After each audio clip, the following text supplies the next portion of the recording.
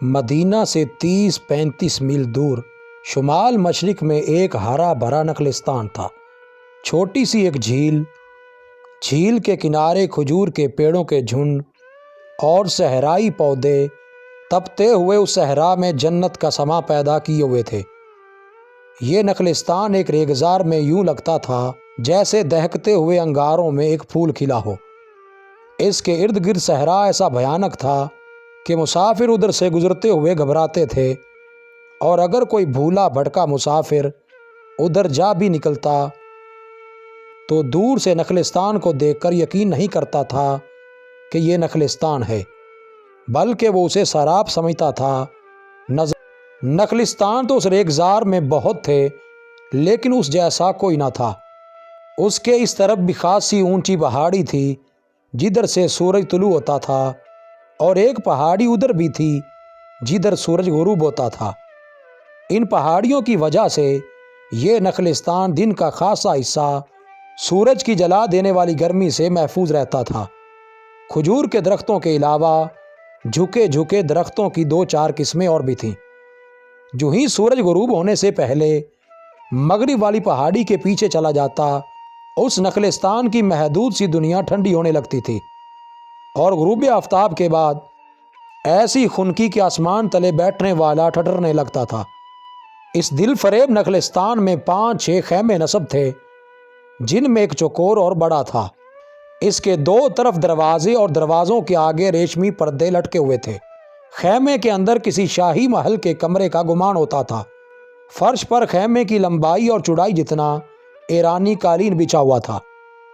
ایک طرف گدے پڑے تھے جن پر ریشمی چادریں بچھی ہوئی تھیں، اور گاؤ تکیے پڑے ہوئے تھے۔ اوپر رنگا رنگ فانوس لٹکے ہوئے تھے۔ خیمے کے اندر جو کپڑا لگا ہوا تھا وہ بھی ریشمی تھا، اور اس کے کئی رنگ تھے۔ اندر کی فضا طلسماتی تھی۔ رات کا پہلا پہر تھا۔ گدوں پر گاؤ تکیوں سے ٹیک لگائے 3 آدمی، کچھ بیٹھے کچھ نیم درا سے تھے۔ ان کے سامنے مختلف نوع کھانے رکھے تھے۔ ایک شیشے کی سراہی تھی، اور ساتھ کچھ جام بھی تھے۔ ان 3 آدمیوں کے ساتھ جو گاؤ تکیوں سے ٹیک لگائے بیٹھے تھے، 2 آدمی دائیں اور 2 بائیں بیٹھے تھے۔ شراب کے جام صرف ان کے ہاتھوں میں تھے، باقی 3 آدمی شراب نہیں پیتے تھے۔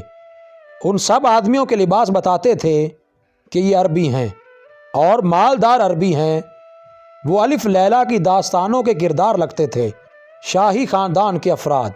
ان کے سامنے ایک نیم اریاں رقاصہ رقص کی اداؤں سے ان 7 آدمیوں کو مسحور کر رہی تھی۔ اس کی کمر سے ریشم کے دھاگوں کی بنی ہوئی رنگ برنگی رسیاں لٹک رہی تھیں، جو اتنی گھنی اور گنجان تھیں کہ دور سے کپڑا لگتی تھیں۔ ان میں رقاصہ اریاں نہیں لگتی تھی، لیکن رقص کرتے اس کی ٹانگیں پاؤں سے کولہوں تک رسیوں سے باہر آ جاتی تھیں۔ رقاصہ کے کھولے ہوئے بال بھی جیسے ریشم کے انتہائی باریک تار معلوم ہوتے تھے، جو اس کے مرمری شانوں پر جھول رہے تھے۔ خیمے کے ایک کونے میں سازندے بیٹھے تھے، اور ان کے پاس رقاصہ کی عمر کی 2 لڑکیاں بیٹھی گا رہی تھیں۔ ایک ادھیڑ عمر عورت دف کی تھاپ پر تالی بجا رہی تھی۔ رقاصہ اچھل کود کر رہی تھی۔ دف اور سازوں نے وویلا بپا کر رکھا تھا۔ موسیقی مدھم تھی، اور رقص ایسا جیسے رقاصہ پھندار ناگن کی مانند جھول رہی ہو۔ اس کا تبسم سحر انگیز تھا، گیت رومانی تھا۔ اس کے الفاظ اور سرتال ایسی جیسے خیموں سے کچھ دور بیٹھے ہوئے اونٹوں اور بندھے ہوئے گھوڑوں پر بھی وجد طاری ہوا جا رہا ہو۔ رقص جاری رہا، شراب چلتی رہی۔ خیمے میں بیٹھے یہ 7 آدمی جھومتے اور خاموش اشاروں سے دا دیتے رہے، اور جب رقاصہ نے جھک کر ہاتھ ماتھے پر رکھا تو گاؤ تکیے کے ساتھ بیٹھے ایک آدمی نے ہاتھ سے اشارہ کیا کہ رقص کی محفل برخاست ہوتی ہے۔ رقاصہ یوں خیمے سے جھکی باہر نکلی کہ اس نے پیٹھ ان آدمیوں کی طرف نہ کی۔ گانے والیوں کا اور سازندوں کا انداز بھی یہی تھا۔ اب کام کی کچھ باتیں ہو جائیں۔ گاؤ تکیے کے ساتھ لگے درمیان والے آدمی نے گاؤ تکیے سے آگے ہو کر کہا، دن کو ہم کسی نتیجے پر نہیں پہنچ سکے تھے۔ ہم خوش تھے کہ محمد صلی اللہ علیہ وسلم کے اس دنیا سے اٹھ جانے کے بعد مسلمان پھر قبیلوں میں بڑھ کر بکھر جائیں گے اور ہم انہیں ایک بار پھر ایک دوسرے کا دشمن بنا کر جاہلیت کے اسی دور میں پہنچا دیں گے جہاں سے انہیں ان کے رسول صلی اللہ علیہ وسلم نے نکالا تھا۔ پھر ان کے خلاف ہر طرف بغاوت شروع ہو گئی تھی جسے یہ لوگ ارتداد کہتے ہیں۔ ہم اس وقت اور زیادہ خوش ہوئے کہ اب اسلام ان باغیوں کے ہاتھ ہمیشہ کے لیے عرب کی ریت میں دفن ہو جائے گا۔ اس بوڑھے ابو بکر نے ایسا طوفان کھڑا کیا کہ مسیلمہ اور مالک بن نویرہ جیسے طاقتور باغی ان چند ایک مسلمانوں سے شکست کھا گئے۔ ابو سلمہ دوسرے آدمی نے کہا، اسلام کے یہ باغی اگر بغاوت سے پہلے متحد ہو جاتے تو کبھی شکست نہ کھاتے۔ نہیں ابن داؤد، ابو سلمہ نے کہا، وہ متحد ہوتے تو بھی شکست کھا جاتے۔ یہ کہو کہ مسلمانوں کے پاس خالد بن ولید اور ابو عبیدہ نہ ہوتے تو یہ باغی شاید کامیاب ہو جاتے۔ خدائے یہودا کی قسم، اگر ہمارا منصوبہ ان لوگوں نے قبول کر لیا اور ہماری باتیں مان لیں تو اسلام کا نام و نشان تک نہیں رہے گا۔ میں ایک بات کہوں ابو سلمہ، ایک اور آدمی بولا، تم کامیاب نہیں ہو سکتے، تم یہودی ہو اور تمہاری تاریخ میں صرف منصوبے ملتے ہیں، سازشوں کے منصوبے، قتل کرانے اور بھاگ نکلنے کے منصوبے۔ تمہیں میری بات سے رنج نہیں ہونا چاہیے۔ یہ نہ سمجھنا کہ میں نصرانی ہوں اس لیے یہودیوں کے خلاف بات کر رہا ہوں۔ تم کھل کر بات کرو اسحاق، ابو سلمہ نے کہا۔ ہم اس صورت میں ہی کامیاب ہو سکتے ہیں کہ ایک دوسرے کی خامیوں اور نقائص کی نشاندہی کریں۔ یہاں سوال میری ذات یا بنی اسرائیل کی توہین کا نہیں، ہمیں اسلام کا خاتمہ کرنا ہے، جس کے لیے بہترین وقت یہی ہے۔ تم چاروں نصرانی ہو اور ہم 3 یہودی ہیں۔ میں اس وقت کو تصور میں لا رہا ہوں جب نصرانی اور یہودیوں میں اتحاد ہوگا۔ اب بات کرو۔ میرا مقصد کسی کی توہین نہیں، اسحاق نے کہا۔ میں یہ کہنا چاہتا ہوں کہ بنی اسرائیل جنگ سے گریز کرتے ہیں اور میدان جنگ سے دور رہتے ہیں۔ اگر ہم نصرانیوں کی طرح تم لوگ بھی جنگجو ہو جاؤ اور یہودی اور نصرانی متحد ہو جائیں تو یہی ایک ذریعہ ہے اسلام کے خاتمے کا۔ بہت وقت چاہیے، ابو سلمہ نے کہا، کئی سال لگ جائیں گے دونوں قوموں کو قریب لاتے۔ ہمارے دانش مند بزرگ کہہ گئے ہیں کہ کسی قوم کو تباہ کرنا ہو تو اس کی قیادت کو بد کردار بنا دو، اور جو کردار سے دستبردار نہیں ہوتا اسے ایسے خفیہ طریقے سے قتل کر دو کہ قاتل کا سراغ نہ ملے۔ کس کس کو قتل کرو گے؟ ایک اور نصرانی بولا۔ ابو بکر کو میں نے چند دن پہلے مدینہ میں دیکھا ہے، وہ اتنا بوڑھا ہو چکا ہے کہ دنیا سے جلد ہی اٹھ جائے گا۔ اسے قتل کرنے کی ضرورت نہیں، لیکن یہ سوچ لو کہ اگر اس کے بعد ابن الخطاب آ گیا تو مسلمانوں کا محاذ اور مضبوط ہو جائے گا اور اسلام شام کی سرحدوں سے بھی آگے نکل جائے گا۔ میں نے جو جاسوسی کرائی ہے وہ یہ ہے کہ ان کا پہلا خلیفہ ابو بکر خالد بن ولید کو دمشق کی طرف روانہ کر رہا ہے۔ خالد بن ولید کی بات کرتے ہو؟ ابو سلمہ نے کہا۔ دعا کرو کہ ابو بکر کے بعد خلافت عمر بن الخطاب کو مل جائے۔ ان کے آپس میں اتنے زیادہ اختلافات ہیں کہ خالد بن ولید ابن خطاب کے ہاتھوں گمنامی میں چلا جائے گا۔ میں نہیں مانتا، اسحاق نے کہا۔ میں اس وقت مدینہ میں تھا جب عمر کے اکسانے پر ابو بکر نے خالد بن ولید کو بتا سے بلایا تھا، کیونکہ اس نے ارتداد کے قائد مالک بن نویرہ کو قتل کر کے اس کی انتہائی خوبصورت بیوی کے ساتھ شادی کر لی تھی۔ خالد بن ولید جب مدینہ پہنچا تو سیدھا مسجد میں گیا، عمر وہیں تھا۔ ابن الولید کو دیکھتے ہی عمر اس پر برس پڑا اور اس قدر لان تان کی کہ جو بیٹا باپ کی بھی برداشت نہ کر سکے، لیکن خالد نے برداشت سے کام لیا کیونکہ عمر اس سے بڑا تھا اور ابن الولید اسلام کی تعلیمات کا پابند تھا۔ اس نے اپنی بے عزتی برداشت کر لی لیکن عمر کی عزت رکھ لی۔ اس قوم میں یہ جو خوبی پیدا ہو گئی ہے اسے ختم کرنا محال نظر آتا ہے۔ کیا تم کوئی آسان کام کرنا چاہتے ہو؟ ابو سلمہ نے کہا۔ اسی محال کو ہم نے آسان کرنا ہے۔ باتیں بہت ہو چکی ہیں، بہت دنوں سے ہم باتیں ہی کیے جا رہے ہیں۔ یہ حقیقت اپنے سینے پر لکھ لو کہ اسلام کی بیخ کنی کوئی آسان کام نہیں۔ یہ کام ہم میدان جنگ میں نہیں کر سکتے، نہ فوجیں اسلام کے خلاف کوئی کامیابی حاصل کر سکتی ہیں۔ میں کہہ رہا تھا کہ کسی قوم کو تباہ کرنا ہو تو اس کی قیادت کو بد کردار اور بددیانت بنا دو، لیکن کیسے؟ اسحاق نے کہا، میرا نظریہ بھی یہی ہے کہ ان باتوں کی بجائے کوئی عمل کیا جائے۔ کردار میں بدی خوبصورت عورت سے پیدا ہوتی ہے یا شراب سے؟ ابن داؤد نے کہا، مسلمان شراب نہیں پیتے۔ کیا تم نے نہیں دیکھا تھا کہ ایک روز ان کے رسول صلی اللہ علیہ وسلم نے اعلان کیا کہ آج سے شراب حرام ہے، تو پانی کی طرح شراب پینے والے اہل اسلام نے اسی وقت شراب کے مٹکے اور شراب کی سرائیاں باہر گلیوں میں انڈیل دی تھیں۔ وہ پیالے توڑ دیے تھے جس میں وہ شراب پیتے تھے۔ ہم تو یہودی ہیں، شراب نہیں پیتے۔ ان نصرانی بھائیوں سے پوچھو جو شراب کے رسیا ہیں، انہیں کہو کہ شراب کی یہ سراہی اور اپنے سامنے رکھے ہوئے جام اٹھا کر باہر پھینک دیں تو یہ ہنس کر ٹال دیں گے، یا یہ کہہ دیں گے کہ 1-2 دنوں بعد ہم شراب سے توبہ کر لیں گے۔ یہ توبہ نہیں کریں گے، لیکن مسلمانوں نے آنے واحد میں توبہ کر کے دکھا دی اور شراب کو الخبائث قرار دے دیا۔ ابو سلمہ اس طرح ہنسا جیسے اس کے سامنے بیٹھے ہوئے یہ آدمی کم عقل اور طفلان مکتب ہوں۔ مسلمانوں نے شراب چھوڑ دی ہے، ابو سلمہ نے کہا، عورت کا نشہ برقرار رکھا ہے۔ ایک ایک آدمی خصوصاً سرداروں نے کئی بیویاں رکھی ہوئی ہیں اور وہ خوبصورت اور جوان لڑکیوں کی تلاش میں رہتے ہیں۔ یہ نہ بھولو کہ خوبصورت اور جوان لڑکی ایک ایسی طاقت ہے جس نے بڑے بڑے جابر اور جنگجو بادشاہوں کے تاج اپنے قدموں میں رکھ لیے ہیں۔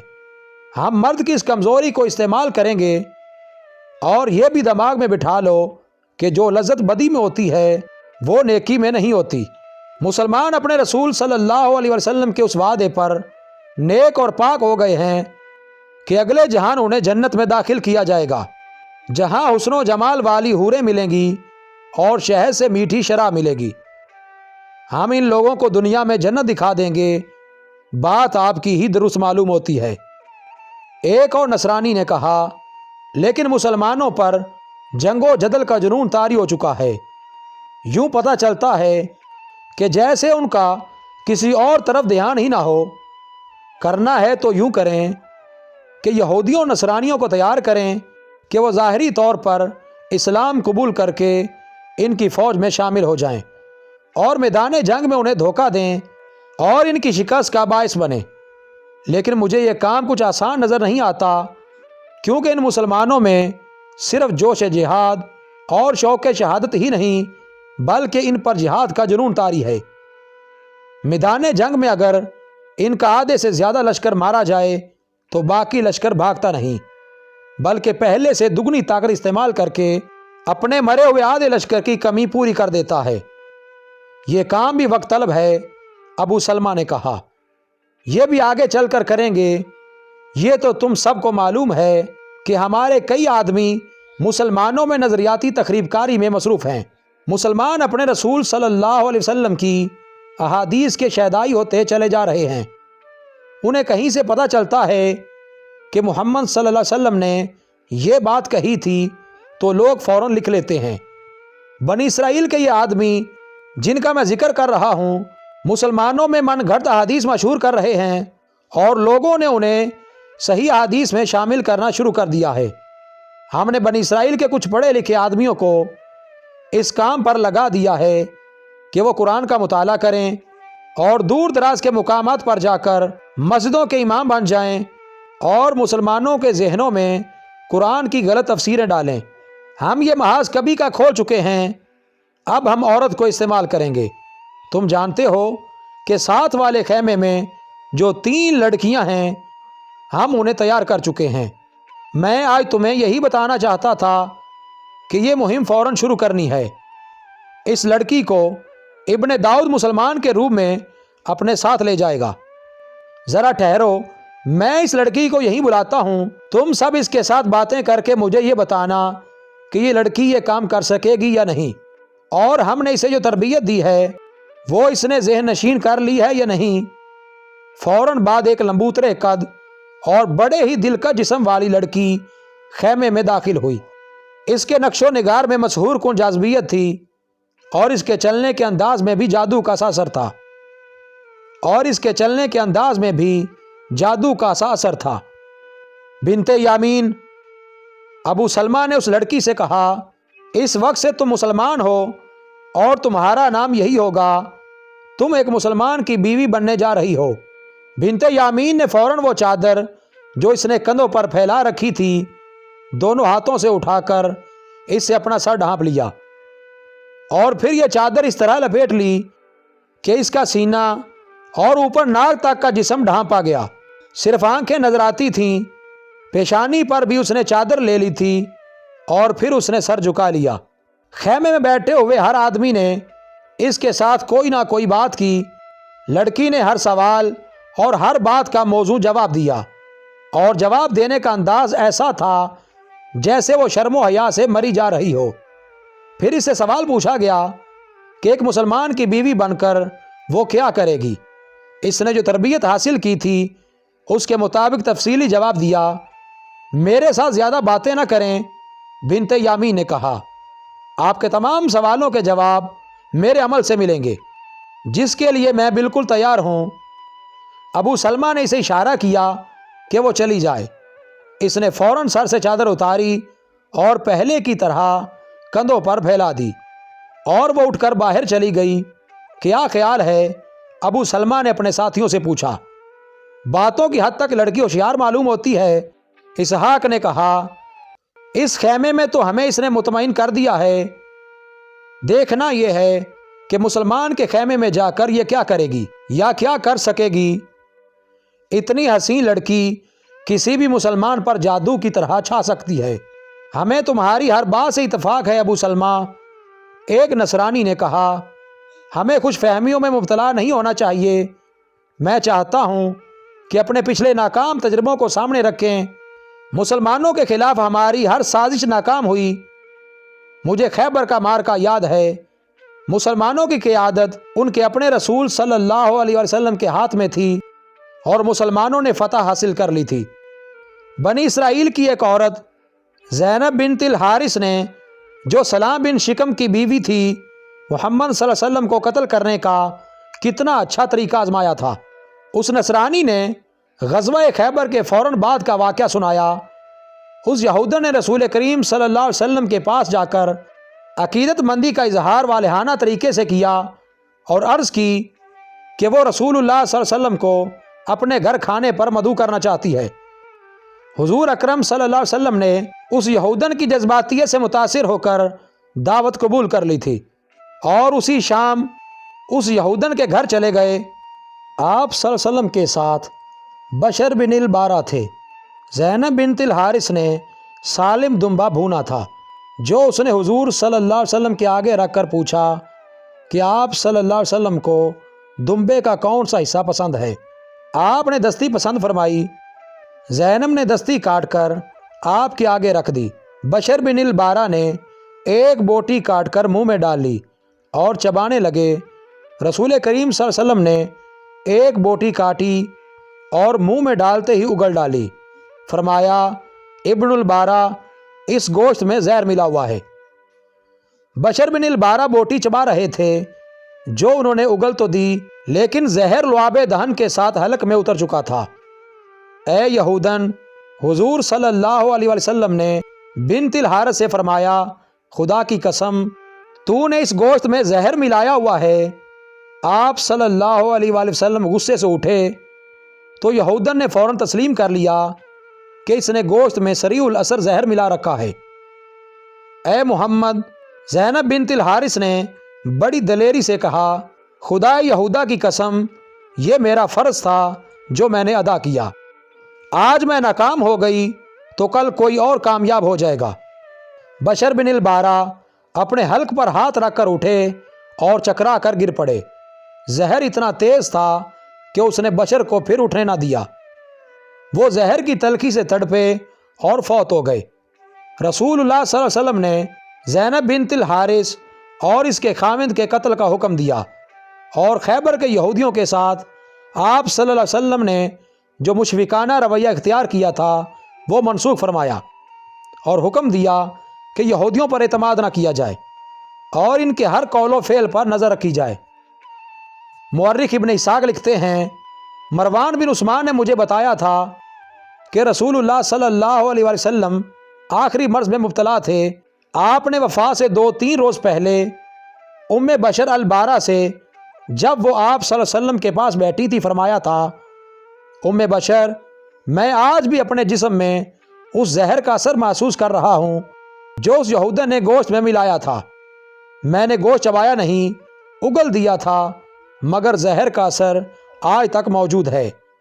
اس میں شک و شبہ کی گنجائش نہیں کہ رسول اللہ صلی اللہ علیہ وسلم کی آخری بیماری کا باعث یہی زہر تھا۔ نصرانی نے یہ واقعہ ابو سلمہ، ابن داؤد اور سب کو سنایا۔ مجھے یہ واقعہ یاد ہے، ابو سلمہ نے کہا، مجھے اپنے تمام تجربات یاد ہیں جن میں ہم ناکام رہے تھے۔ مدینہ پر قریش کا حملہ کوئی پرانی بات تو نہیں۔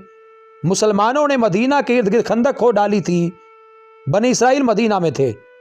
انہوں نے محمد صلی اللہ علیہ وسلم کو اپنی وفاداری کا یقین دلا رکھا تھا اور مسلمان ان پر اعتماد کرتے تھے۔ ہم نے اس اعتماد سے فائدہ اٹھانے کی ٹھان لی۔ مسلمانوں نے اپنی عورتوں کو اور بچوں کو ایک قلعہ نما مکان میں اکٹھا کر لیا تھا۔ ہمارا ایک آدمی محمد صلی اللہ علیہ وسلم کے قتل کے لیے رات کے وقت جا رہا تھا۔ وہ اس مکان کے قریب رک گیا تو اسے حسان نے دیکھ لیا اور محمد صلی اللہ علیہ وسلم کی پھوپھی صفیہ کو بتایا کہ ایک یہودی مشکوک انداز سے کھڑا ہے۔ وہ بنو قریظہ کا آدمی تھا، اس کے پاس برچھی تھی۔